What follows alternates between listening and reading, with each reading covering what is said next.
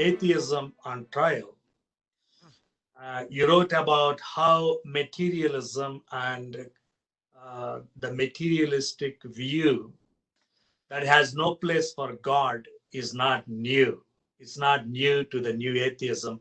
In fact, it started back with Lucretius in the classical Greece time. And I would like to some explanation because you also traced it to Stephen Hawking. We believe that in the beginning, God created the heavens and the earth. But Stephen Hawking says in the beginning was the law of gravity. So he starts with the law of gravity. And can you explain that idea a little bit? Great. Well, let me start by saying that even though the title of my book is Atheism on Trial, my original title was Nothing New Under the Sun, of course, from Solomon in Ecclesiastes. And the point of that is to say that most of us have grown up taking for granted this idea that humanity has somehow evolved from religion to science, right? From a spiritual view of the world to a materialist view of the world. And I too, going to school, grew up with that idea that these ideas have changed. Old people believed in God, modern people believe in science. But when I started really studying and reading the original, the primary texts and not just the textbooks, I realized that the struggle between materialism and Christianity, between religion and science, this struggle has been there from the beginning. There is truly nothing new under the sun. And so often new atheists like Richard Dawkins or people like Carl Sagan or Stephen Hawking, they want us to believe that there's all of this new research somehow that has proven that all the stuff we used to believe was false. And we just, because today scientists are like our new priests, we just take for granted that what they say is true. But it's not true. Everything the materialists are saying today. Now, let me start by explaining that sometimes we use the word materialist to mean, like, remember Madonna used to sing, I'm a material girl living in a material world. Sometimes we mean by that consumerism. I want this, I want that. But when we speak philosophically and scientifically, a materialist is someone who believes that all there is in the world is matter. There's no spirit. There's brain, there's matter, but there's no mind that's separate from that matter. Now, according to the Bible, in the beginning, as you said, in the beginning, God created the heavens and the earth. In some ways, the most important part of that is in the beginning, God. What that is saying is, in the beginning, all there was God. That God existed not only before the universe, but before matter itself.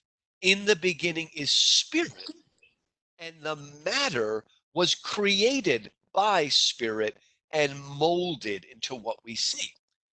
But people today, materialists today, like Hawking, want to say that no, the universe is eternal. Matter has always been here. Carl Sagan, I think it was 1979, came out with Cosmos. And he began with this famous or perhaps infamous statement: the cosmos is all there is, all there was, and all there ever will be. Well, what's really ironic about that, Paul, is in 1979, even though, regular people that weren't scientists, we may not have known it yet, but the scientific community knew by then that the Big Bang had been essentially proven, that there was a beginning to the universe, that in fact, the Bible was right, that the universe came out of nothing. Before the Big Bang, there was nothing. There was no matter, there was no void, there was just nothing. And out of the Big Bang came matter, also time and space, and all of those things came out. Now, Carl Sagan, as a scientist, knew that. But nevertheless, he just went ahead boldly saying, the universe is all there ever was. Now, if you go back and look at the history of science in the 20th century, you will see that there was a lot of resistance to the Big Bang because people understood that if the universe had a beginning, there must be something outside of the universe that began it.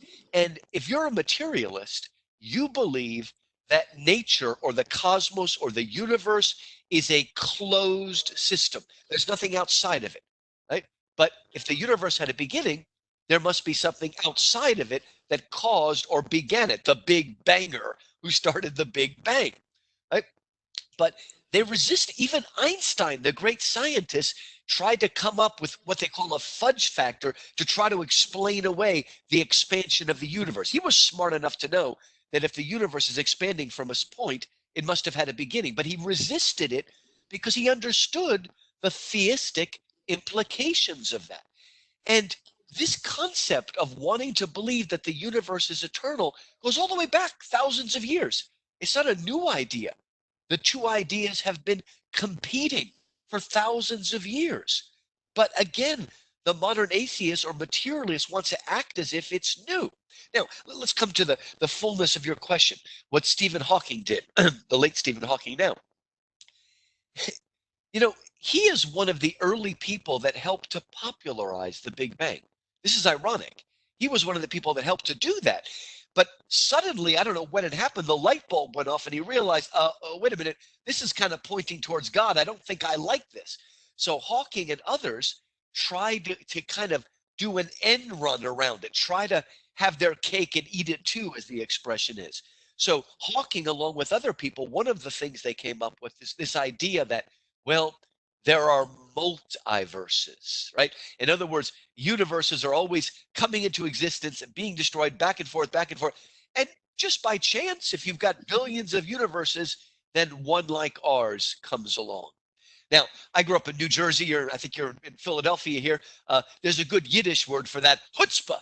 That's guts. The guts to say, I can't explain how one universe came into being, so I'm going to get around that by theorizing that millions and billions came into being.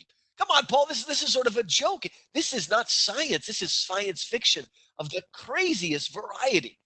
But your question, Paul, another thing that Hawking tried to do in one of his later books was to suggest, okay, well, to have a universe like we have, we don't really need all this stuff.